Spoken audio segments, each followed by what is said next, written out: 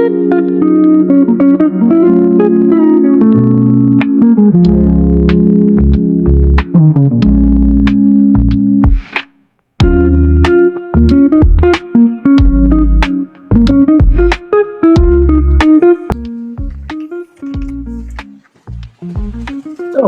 MTV Cribs! Welcome to my crib. Joke lang. Nagbabakasyon po tayo ngayon mga ka-Life-Fit sa isang staycation here in Beverly Place, Mexico, Pampanga. And birthday po ng dalaga ko and my mother-in-law. So, ba't pa tayo nandito? Actually, we're gonna discuss my journey into this injury na recently kong na-incur. And hopefully, may malaman tayo lahat dito sa specific na nangyari sa akin over the past weeks. So, let's check out the episode mga ka-Life-Fit. Tara, pasok tayo.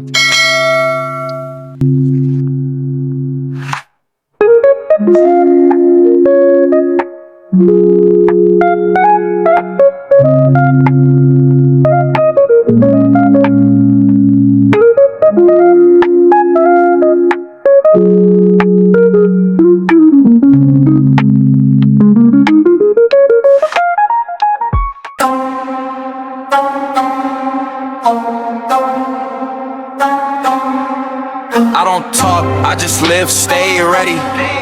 Life of footy, yeah, we build heavy. No flex, just work, no play. In the gym every night, no delay. I don't talk, I just live, stay ready. Life of footy, yeah, we build heavy. No flex, just work, no play. In the gym every night, no delay.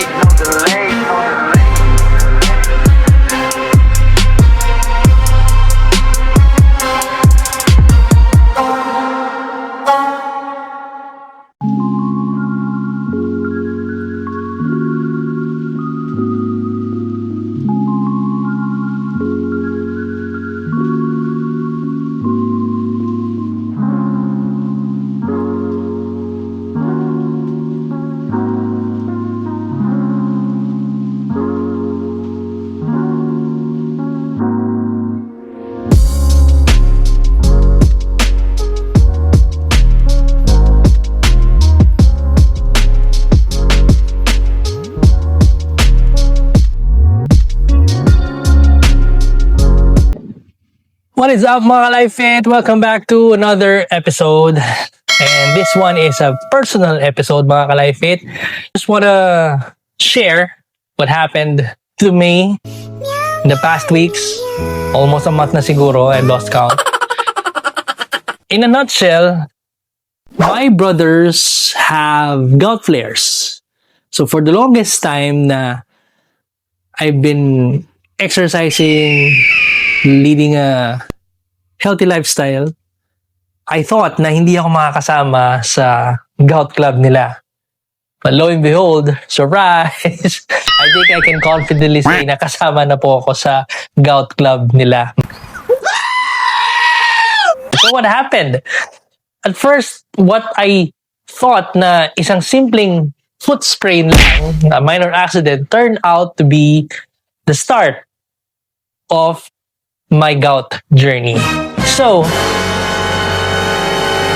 na-aksidente po ang left foot ko. Lesson learned siguro is never kick a non-moving object.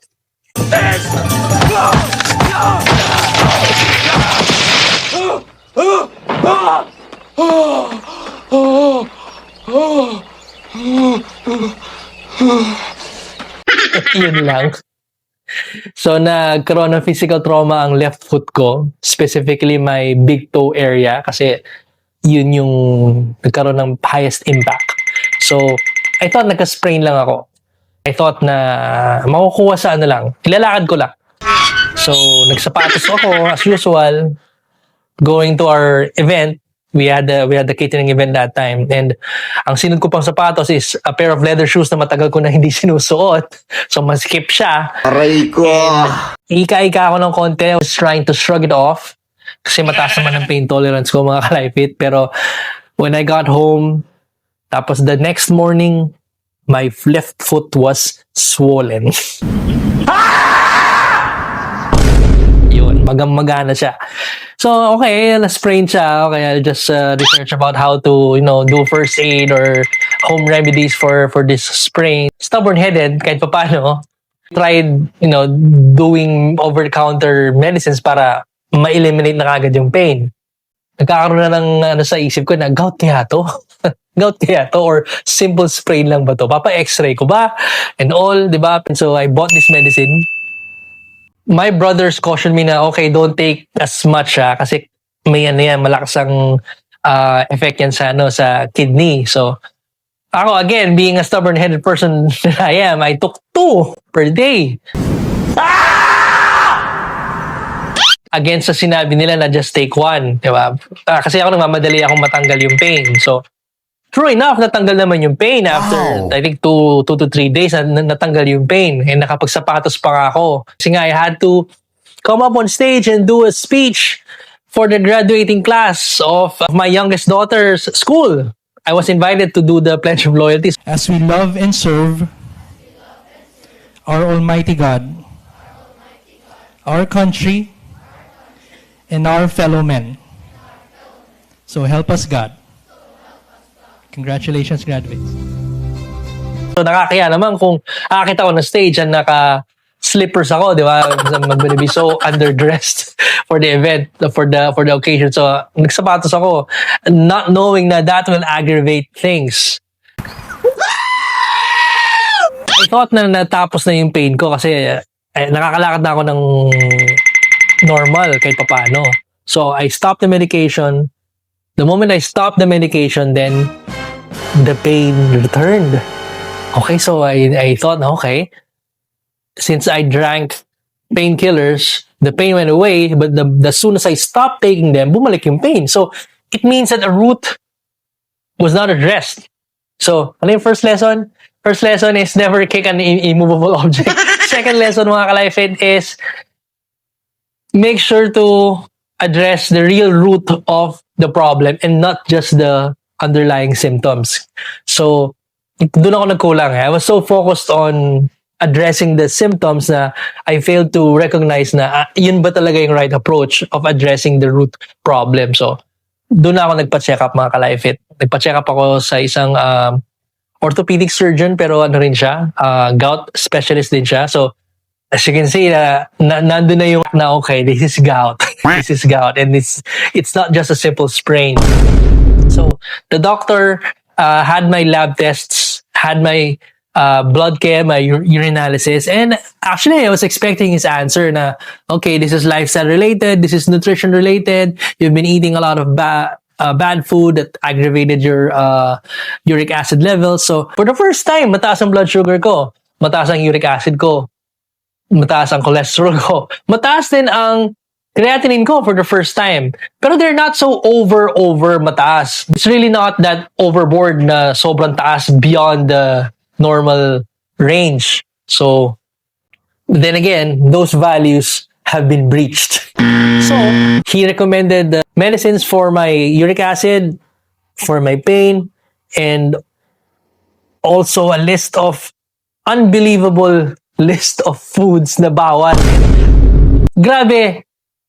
Bawal lahat yung protein sources ko. Bawal ang chicken, bawal ang beef, bawal ang pork, bawal ang eggs, bawal ang salmon, bawal ang tuna. Oh my God, anong kakainin ko for my protein sources?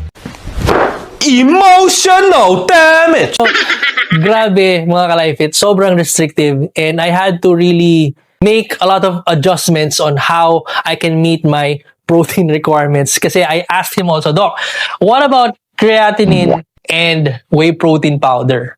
Kasi, Doc, I've been doing bodybuilding training for so many years already. And, Doc, I have a whey protein brand. It's a sponsor for my channel. So, how can I promote it kung, di ba, kung bawal ako? Hello, di ba? Well, he said naman na it's not directly responsible for your uric acid levels.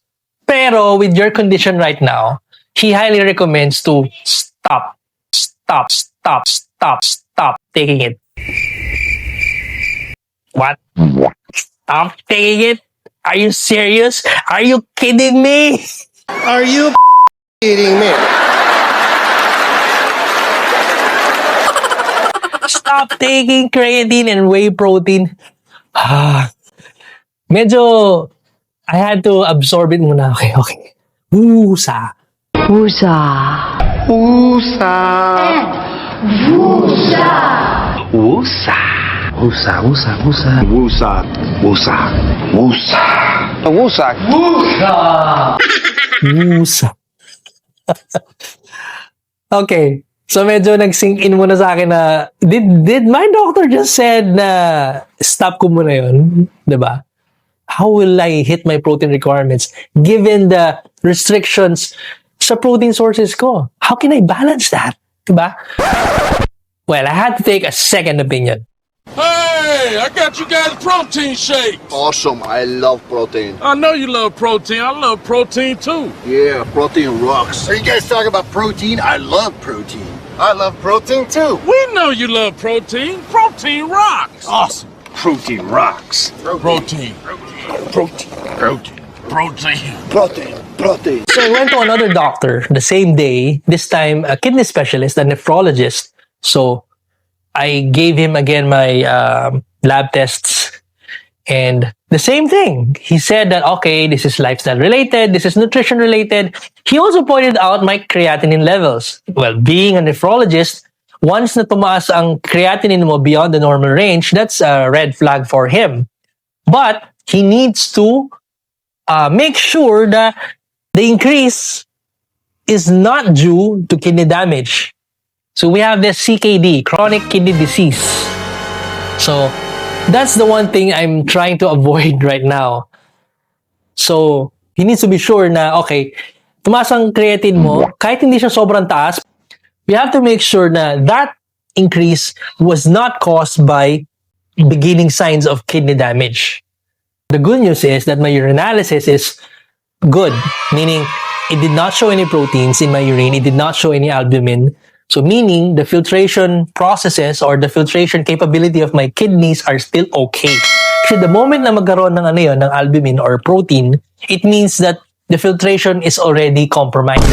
Hindi na kinakaya ng kidney ko.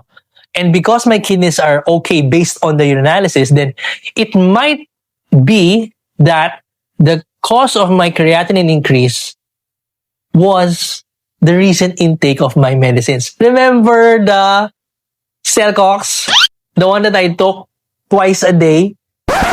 That might be the culprit. Ever since naman, okay naman ang ang urinalysis ko lagi. Lesson learned here, mga ka-LifeFit. When you're doing your lab tests, you also prepare for it. I recall na when I did my blood chem, I had a big meal the day before. So no wonder tumaas ng konti ang blood sugar ko. Also, because of me taking meds, I should have told that to the medical technician. Na, okay, I took these medicines prior to the blood test that might have an effect. So, kaya siguro tumaas yung creatinine ko. So yun, now I have to endure na, sabi ng doctor ko, okay, let's finish all of your medicines first, then rest for 1 week, flush it all out, then have another set of exams. Have another set of lab tests and an ultrasound of your kidney. So, binigyan na ako ng request for that. Meron na naman akong ginawang katigasan ng ulo, mga ka-LifeFit, which will lead to another lesson, mga ka-LifeFit. So, after those 2 checkups, I bought the medicines for my uric acid, for my gout flare, the pain, diba? But I did not buy the entire prescripted amount of medicines. I just bought for 1 week. Lo and behold, I got better. Got better naman. Then I went back to the gym. So by that time, I stopped going to the gym siguro start of April. Almost a month passed. Doon pa lang ako nakapag-gym. Yung ganadong ako mag-gym. Hala, sige, buhat. Kahit medyo umihika ako ng konti, pero I'm feeling, wala na yung throbbing pain and all. On the 3rd day na nag-gym ako ng straight, my gout flare came back. Sakto naman yun na na-stop din yung 1 week medicines ko. Ano nangyayari? Nagkaroon ng rebound effect. Hindi lang pala mga jowa ang may mga rebound. Ano pala to? So I asked my brothers, okay, does this happen talaga? Tapos they asked, okay, ilan ba yung ininom mong medication, kuya? Good for 1 week.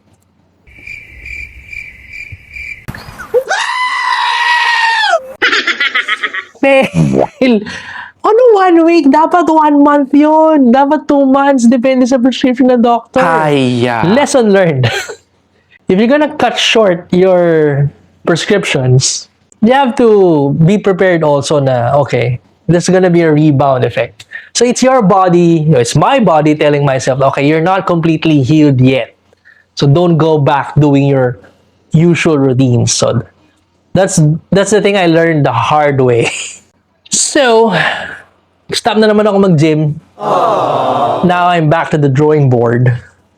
So, I bought the medicines again for my uric acid. This time, for the whole month. For the whole month. Bili mo na ako ng 1 month, then another month. It has to flush out all the excess uric acid. It formed crystals around my joint, and this one particular, in my left big toe, sa area na yun, which is the most prone na magkaroon ng gout. Of all places na i-injure ko, yun pa ang na-injure ko, and yun ang tinamaan ng gout. So, what would I expect, di ba, mga ka-Life Fit? Okay, so lesson learned, don't jump back, go into your usual routines after such an experience, kasi you'll never know any rebound effects that might happen. So, go through the process, trust the process, mga ka-Life Fit, and hoping all will be well after the lab examination. So, continuation of this episode will be after I get those results, mga ka-Life Fit. So, for more fitness, nutrition, health, training related content like this, don't forget to like, share, and subscribe to all of my social media accounts, Facebook, Instagram, TikTok, and YouTube. Turn on the notification so you'll be notified for all future content. Thank you to all our sponsors. Check out their links in the description down below. So we will be seeing you on the continuation of this episode and on the next episodes. Stay safe always and be a life inspiration, mga ka-Life Fit.